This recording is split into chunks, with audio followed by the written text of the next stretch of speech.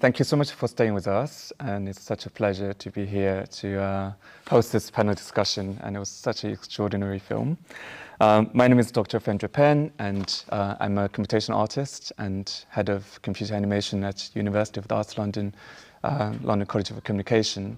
So it's such a real pleasure to chair this panel on Ne Zha 2, and we're fortunate to be joined by our 4 distinguished panelists, each of whom brings deep insights from their perspective fields. Dr. Malcolm Cook, Associate Professor of Film at University of Southampton, whose scholarship spans animation, history, silent film, and media aesthetics. Finnigan Morris, a seasoned voice actor whose work in animation and games have contributed to cross-cultural storytelling. For instance, his work on the multi-award-winning game Black Myth Wukong.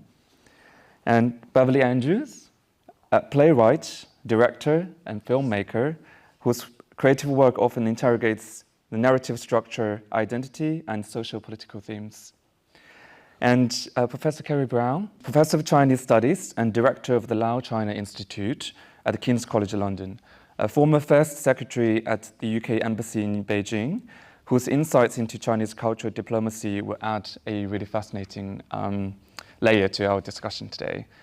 So just to share a little bit, I think, insights from my own perspective as well. I grew up in China, so it's fascinating to see multiple versions of Ne Zha's story growing up, and it's still incredible to see from this modern interpretation and this sort of love and hate and heroism and struggle and challenge. I think I cried a little bit. I don't know what if it happened to you, but I just wanted to maybe start with the first question with Malcolm about the aesthetics of the animation. So many Hollywood animated films are embracing more stylized animation, for instance, in Spider-Verse, Puss in Boots, and The Last Wish. So I wonder, how does Ne Zha 2 fit into this global trend, or does it take a different path? Yeah, thank you. Yeah, as you've all seen, I think this is a film that really has great scale and visual complexity, and really tries to push boundaries about what animation can achieve in lots of ways. And you know, clearly that has some comparison to, for example, the Spider-Verse films. I think that is at that level of ambition rather than a kind of visual similarity. I think they're doing quite different things aesthetically in some respects, but that ambition and desire to push Chinese animation to be something new and distinctive and different is clearly evident. The character arc of Ne Zha, the protagonist, is interesting because it mirrors this external desire to progress and come of age, if you like, that at the start, the film in some respects does resemble the kinds of Hollywood films that have been very popular in China and everywhere, of course. You know, at the start, the character is this caricatured, cartoony figure.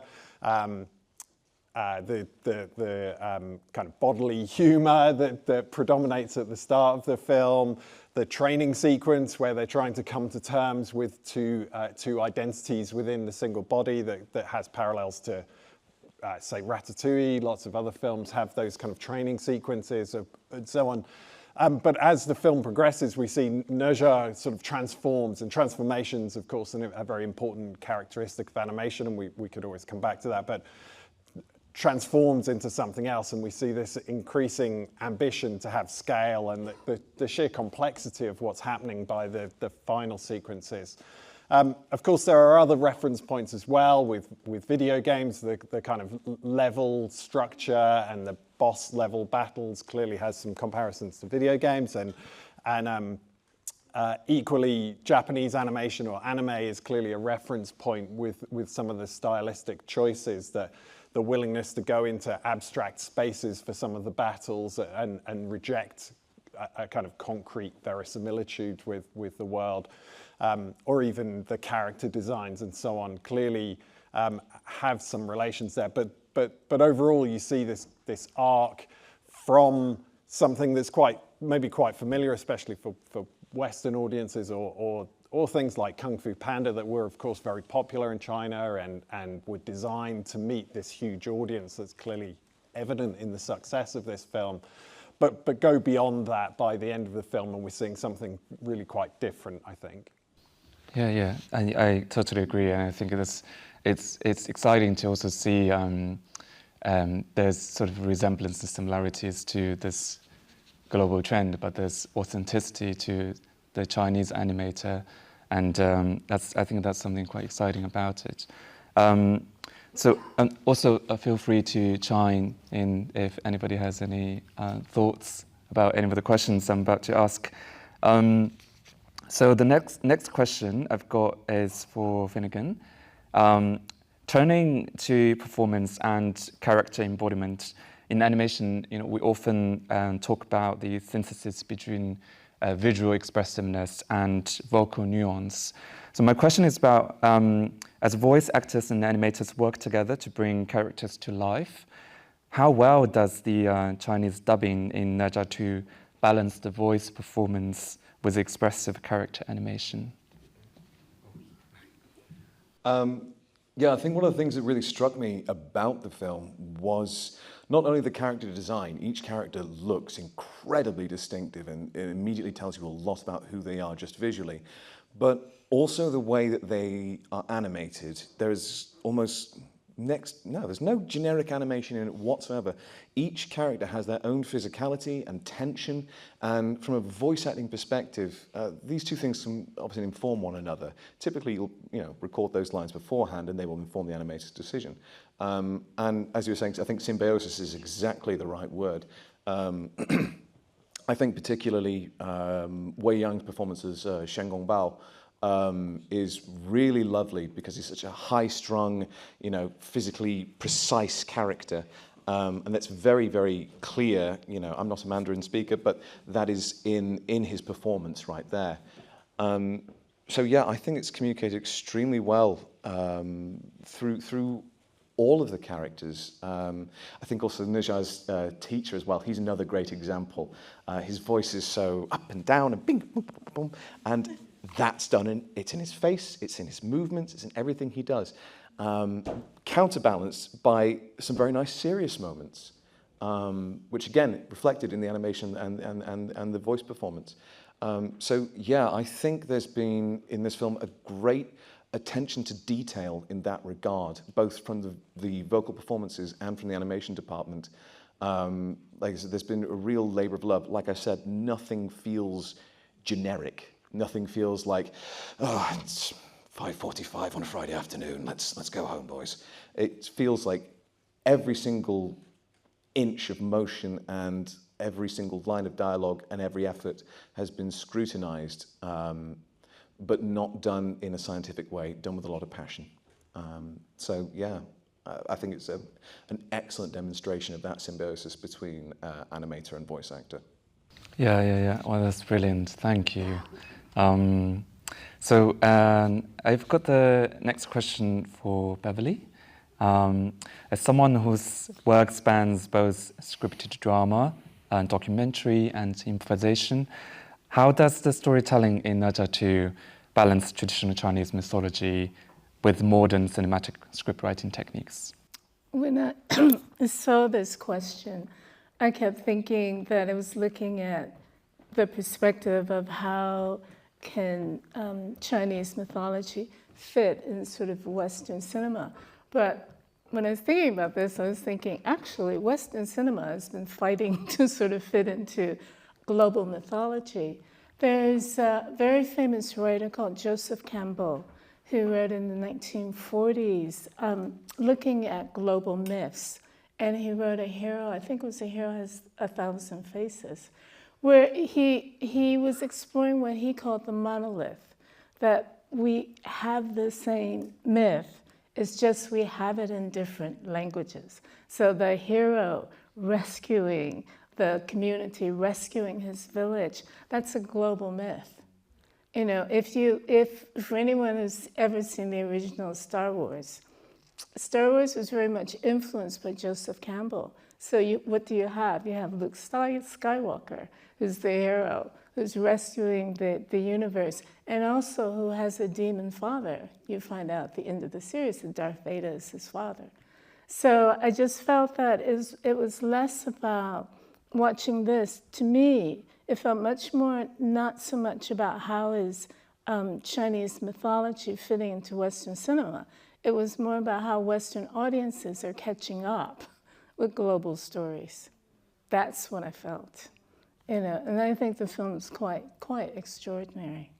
Yeah, I love that. I think it's often, you know, we go to cinema. It's just stories are very. I mean, for me, I don't find a lot of relatability there. Yeah. I don't see representations, and I don't feel something. You know, where there was a scene where the Ne Zha's mother was trying to ask Ne Zha to eat well, to take care of himself before he went off. And that reminded me of my own mother before I came here. Yeah. You know, it's just something that I felt was so extraordinary to be able to see on big screen. So that's really heartfelt. And that's what I felt very much. I felt that often sometimes with Western animation, with Pixar, it's something, it doesn't feel very real. So even though it was telling this quite massive story, this epic story, those human touches made it feel much more real, much more relatable to me. Sort of like universal human elements that's common in all of us. And I think, you know, as much as there is very clearly strong Chinese cultural mythological representations in the film, that doesn't alienate you from it at all, because you have those wonderfully human moments and messages within it. And I think what you're saying is absolutely correct. A lot of Western cinema is missing that and addressing sort of surface things and not that really meaningful root beneath. Or looking toward the East, you know, for inspiration. Yeah. And it's also incredibly difficult to just convey this complex story through animated techniques and to Western audience. We're here in London, so and it's all Chinese as well. You're gonna have to understand the language doesn't translate well, I think, all the time, because there's no certain words are exactly representing what's been said in Chinese. So I think they've done an incredibly good job in terms of that. So thank you, Beverly. I wanted to bring the conversation towards cultural impact. So the next question is for you, Carrie. So we know that cultural production is increasingly strategic, especially in animation, where the identities and aesthetics and values can be projected globally.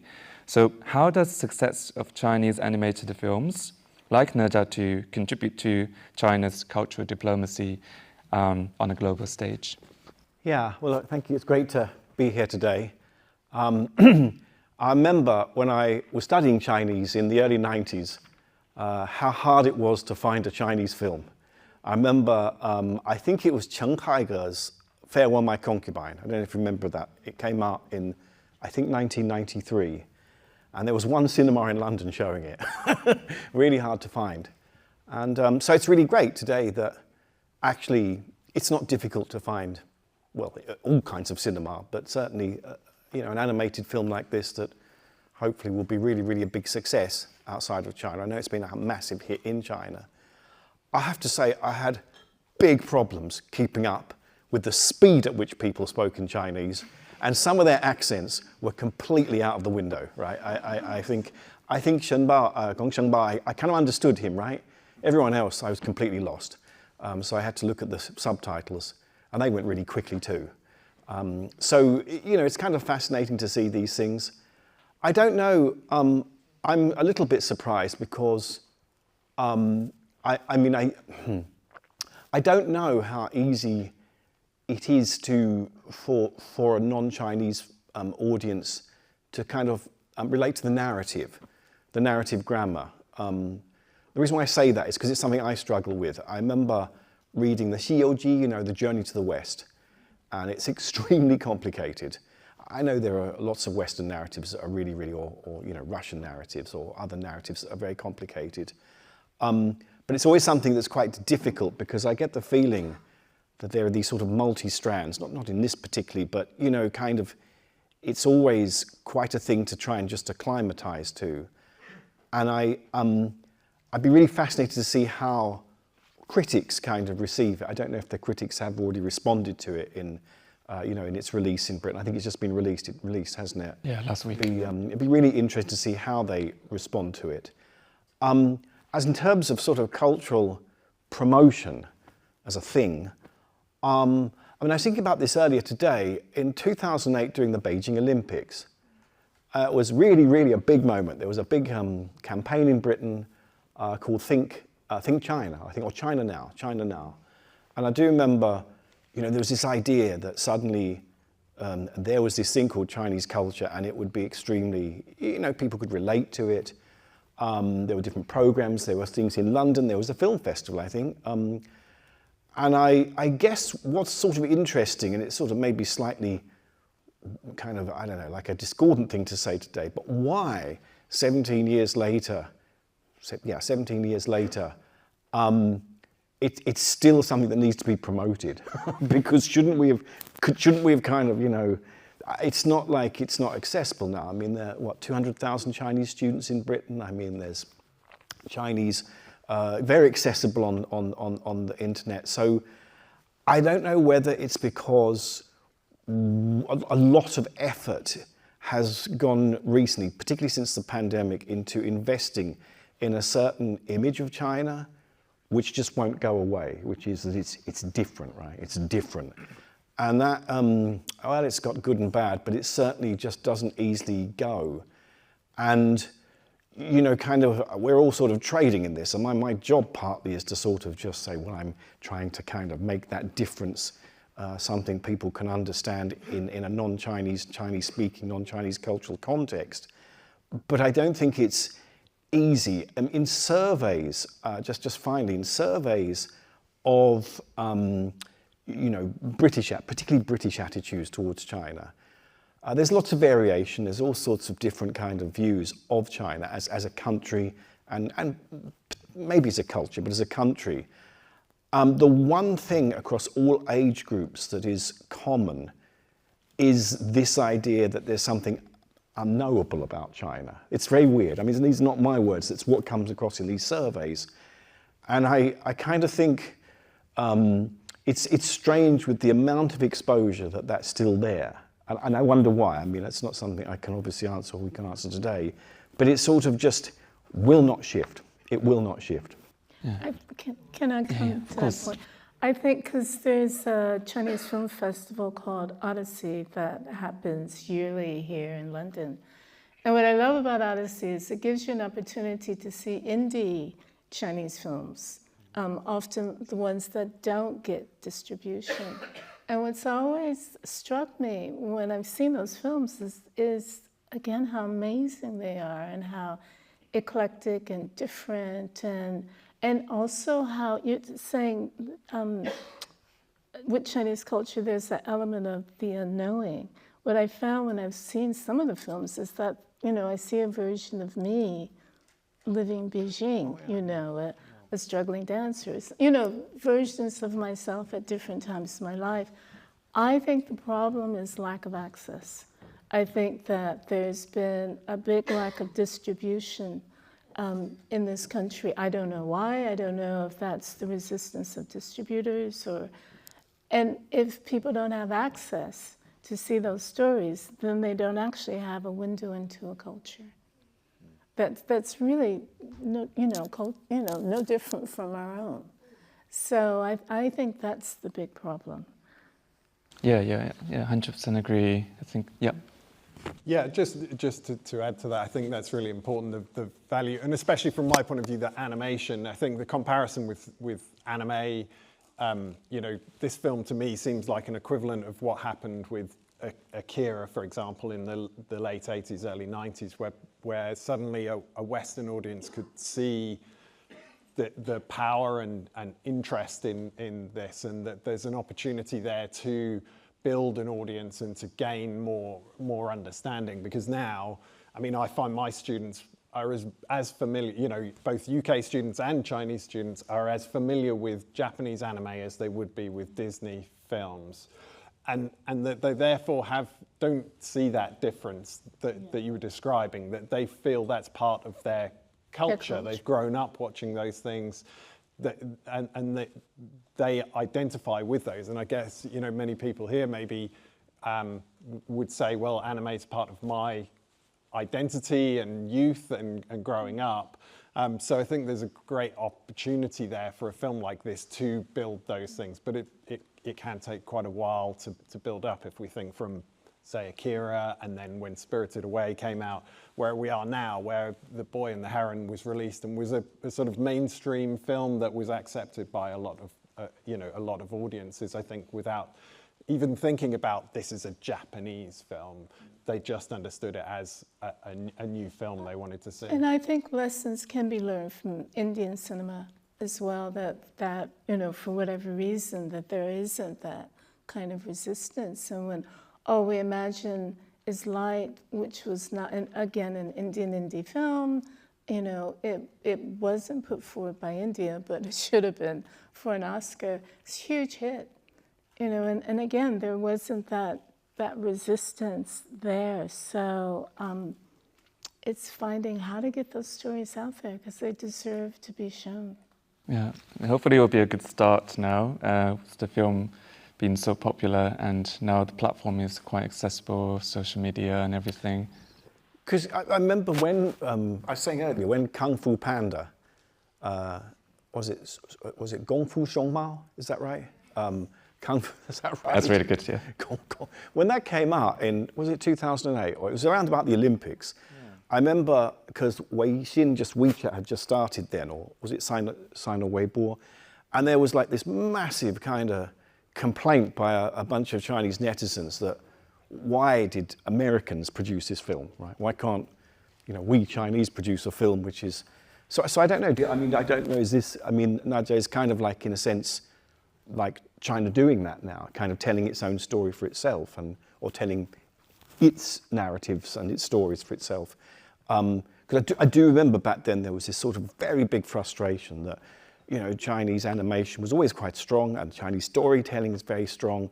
Why were there kind of, you know, foreigners telling Chinese stories? And so, like Mulan, you know, God help us, Mulan, oh boy, anyway, you know, that kind of stuff. So I guess that this is, yeah, it's great that this is, and I hope it's a massive, massive success, because it's, you know, kind of just wonderful that China's producing these films. Yeah, yeah, and not to mention about the dialect. I don't know if you all can hear the variations of dialects that they have in this film. It's insane.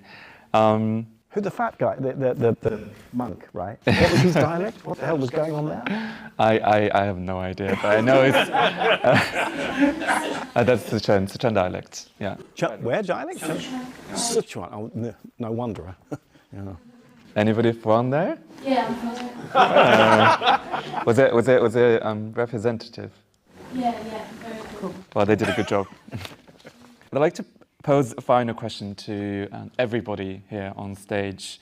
As we discussed, so Ne Zha is deeply rooted in Chinese mythology. So how do you think the film balance staying true to its cultural regions while making the story more accessible to a global audience? I think one of the great strengths of the film was it didn't feel the need to spoon feed you any of that. And I have a very approximate knowledge of this cosmology. So it actually helped hook me into the film, because I was sort of going, okay, what's this guy doing? And, oh, he's affiliated with those guys and they're this. And it just sort of, it allowed you to follow those questions and discover them throughout the film, which it was nice to have that breathing room for once, to just let these characters and these situations be and be evident in just how they are. So, you know, I think there's a very unabashed sort of representation of what these mythologies and cosmologies are. You know, we're talking about the deification war. I have no idea what that is, but I am looking forward to it. It sounds awesome. Yeah, like I said, I feel that it breadcrumbs you along quite gently and sort of sucks you in slowly, and things sort of just come together as the narrative and various story arcs come together, and you sort of go, oh, that's what these people are in relation to these ones. Okay. It's also got me very interested to see the first one now. Can we run a double feature? That'd be very fun, I think.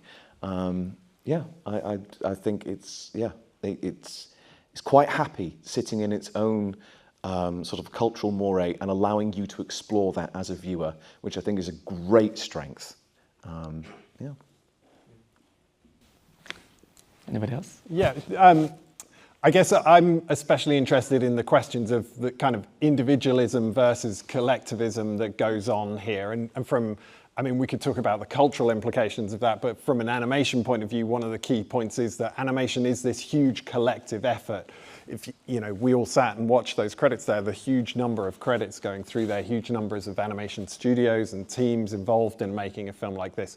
And that, again, in the narrative itself is played through, where American Western films very often will just emphasize the hero and the individual. And although this is a film that has a hero's title,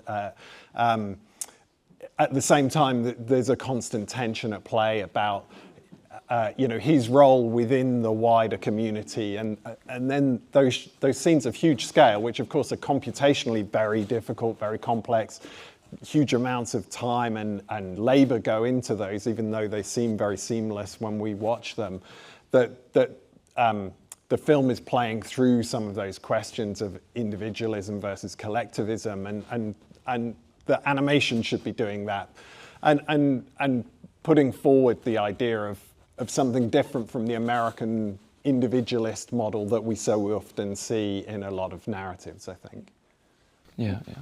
No, I really agree with that, because I think that American animation tends to be focused on individual characters, and also tends to be kind of quite simplistic, where, you know, you're really aware when you're watching this, it's adapted from a novel, that it's a sequel of a previous one, and that you do have all these different factions within the community, these rivalries between families, you know, as well as the focus on the hero. And I love the fact that it doesn't aim down to you. It's as if the director, who I was amazed to find out he's self-taught as an animator, that the director has accepted, okay, there are going to be a few things you may not understand, but just hang in there. You know, the general arc of the story will carry you, you know, with it. Well, you can't go wrong with dragons. Never go, no, that never doesn't give you good things.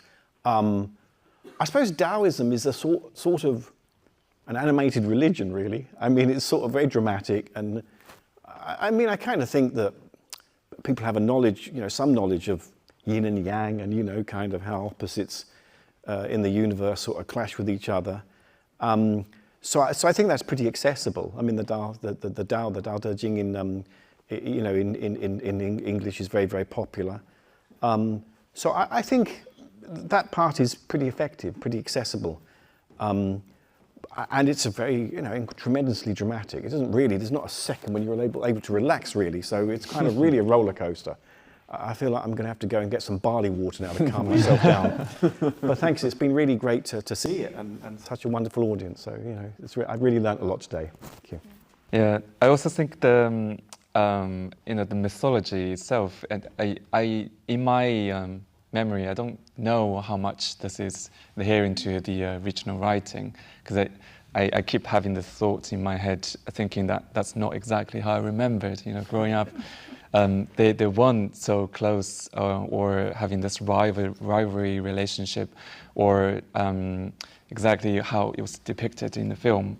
But I loved it. I just loved whatever the director was giving it to me. I didn't care whether it was so original. But isn't that the joy of myths, that they can always be reinterpreted? Yeah, exactly.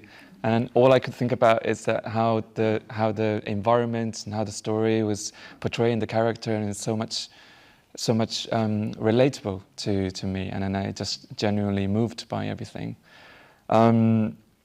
So thank you so much for all of these rich and nuanced perspective. So we now have a few minutes. I would like to open the questions to the audience.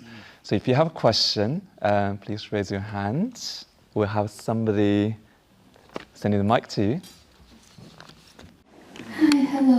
Thank you for the panel. It's really amazing. I want to ask a question just for our professors, just individual preference. It's like, what's the percentage of the balance between the Ne Zha, like the small cute Ne Zha, and the large nature Ne Zha in number 3? The percentage of the... what The 50-50, or like, it's like the time when we talk about the Ne Zha, small Ne Zha, or large Ne Zha in number 3. Is that the percentage time? The percentage of time, as in like how much time they've shown up in the movie.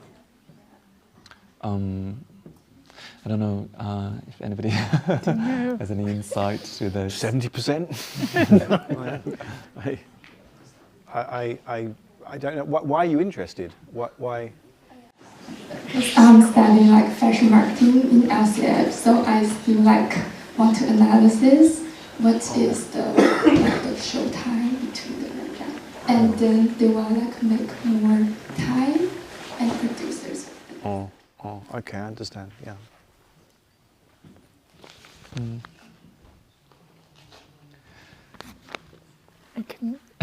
I wouldn't even be in to be able to answer that. I mean, I mean, in terms of screen time, obviously the final version is only there for a very short amount of time, but I think it's quite symbolic, that transformation, isn't it? That it does indicate.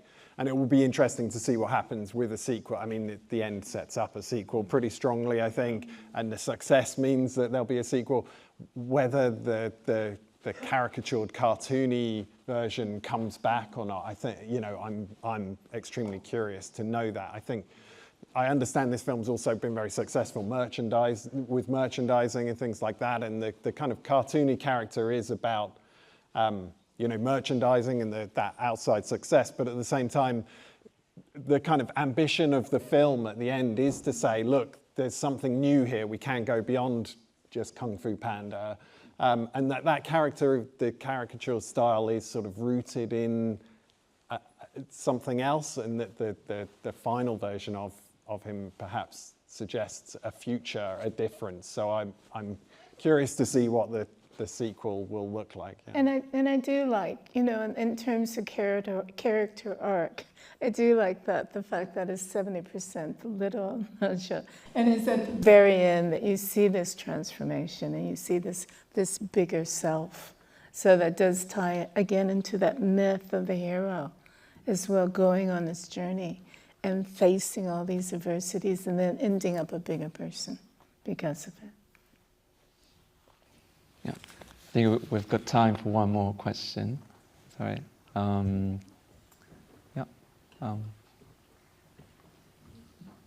Good afternoon.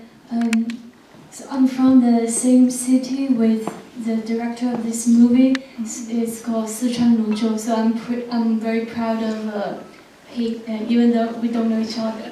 And yeah, I knew from the internet today that this movie has earned 20 billion yuan in box office. So it's such a huge box office success.